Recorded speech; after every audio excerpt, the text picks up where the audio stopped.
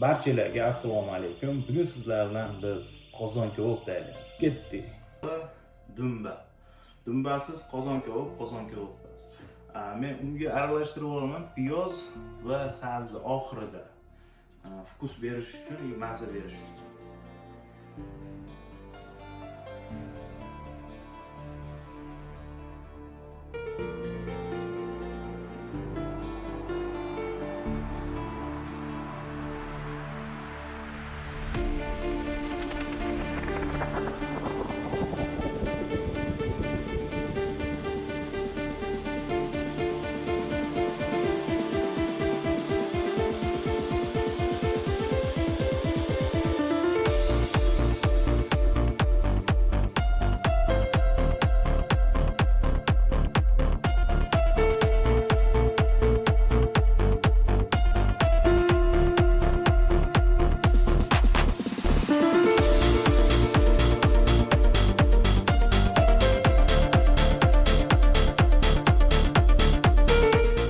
Kebabimizni ham bosib oldik.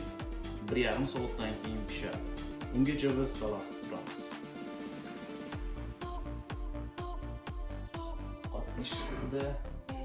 Video olishdan esdan chiqib qoldi. Biz ovqatimiz tayyor. Kelinglar, mehmon qilamiz.